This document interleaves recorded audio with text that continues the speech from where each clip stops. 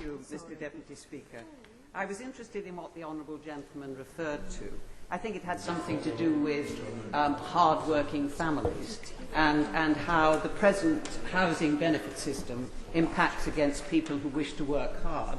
And I was reminded of the first Thatcherite regime when his party deemed a living wage to be 75p an hour. I can also remember during our term in government, his party voting against every single issue, for example, the national minimum wage, any move to help take people out of poverty. The interesting thing that has come out of this afternoon's debate, Mr. Deputy Speaker, is that that side of the House has swallowed hook, line and sinker the myths on these issues that were originally proselytised by their Prime Minister, who stood on the floor of this House and castigated housing benefit because it was paying £1,000 and £2,000 a week. He attempted to present that as being the median for people claiming housing benefit. I was so intrigued by that, I tabled a question on the issue. There are in fact no claimants on £2,000 a week, and there are precisely 90 families in London exclusively who are having to pay rent, the housing benefit is having to pay rent of £1,000 a week because these are extremely large families. The then myth that the government has successfully proselytised has been that the majority of people on housing benefit live in a 4-bedroom property. Nothing could be further from the truth. The majority of people on housing benefit are either in a shared room or in 1 or 2-bedroom properties. And in my constituency, the amount that those claimants will lose range from £21 a week for a shared room to £246 a week if they are fortunate to be in a 4-bedroom property. The other... Yes. I just wonder if the honourable member would agree with me that the 10 families in my constituency living in a 5-bedroom property isn't because they have a dressing room or an extra ensuite. It's because of the nature of families now where we have a mother and a father bringing children from previous relationships possibly, and the members on the other side of the House just don't seem to be able to grasp this. Well, that's a very salient contribution on the part of my honourable friend. Indeed, that could be replicated within my own constituency. I know of a family who has 2 children who are severely disabled, both in wheelchairs. They have 2 children who are not so severely disabled. There is a mother and a father and a grandmother all attempting to live in a 4-bedroom property.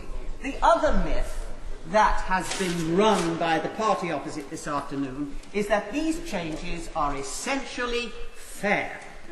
I can distinctly remember the Prime Minister and the Deputy Prime Minister, who has proven himself to be the Marshal Pétain of his generation, arguing that these changes were not only fair, but they were absolutely committed at a time when the government was having to make very, very difficult choices to protect the most vulnerable in our society. And what we have seen from the benches opposite through the entire afternoon, that they do not regard pensioners as vulnerable, nor do they apparently regard pensioners as being taxpayers. They do not regard people with disabilities as being vulnerable. They do not regard people on low pay as actually working. If I look at my constituency and my city of London, and it is not scaremongering, we've been here before.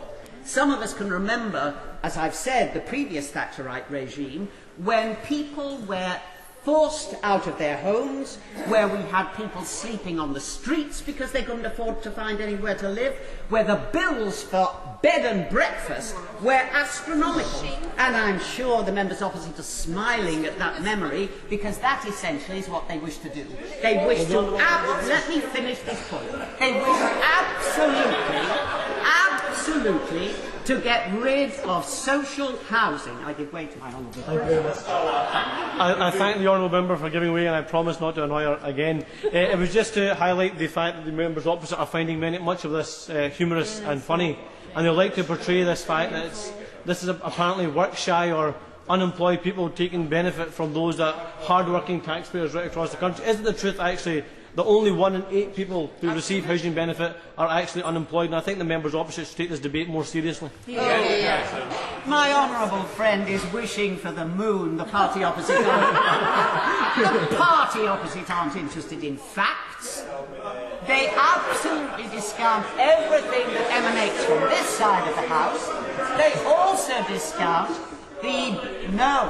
they also discount the briefings that we have all received from organisations such as Shelter, such as Crisis, such as the Charter for the Institute of Chartered Housing, for the Citizens Advice Bureaus, from the National Housing Federation, of the real danger and damage that these ill-thought-out plans are going to inflict upon some of the most vulnerable people in our society.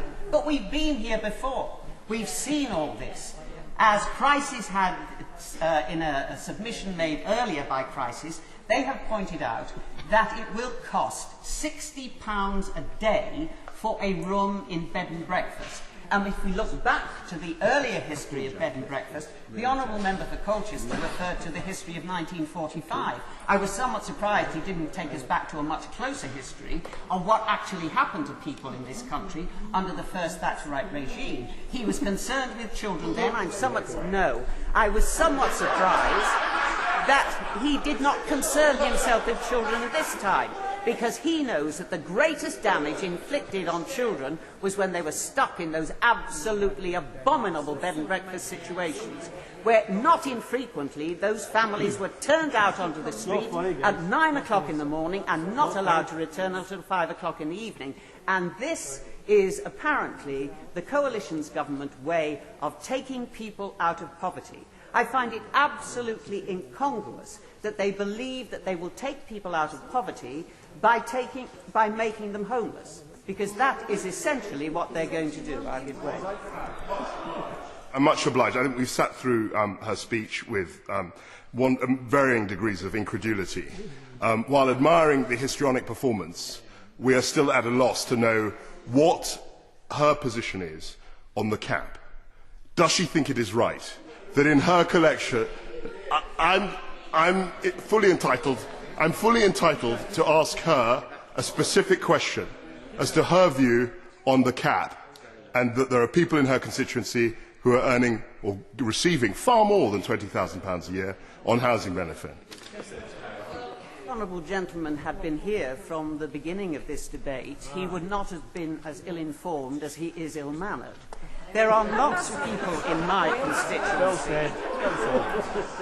There are not people in my constituency who are claiming housing benefit at that rate, as I've had occasion to say to him.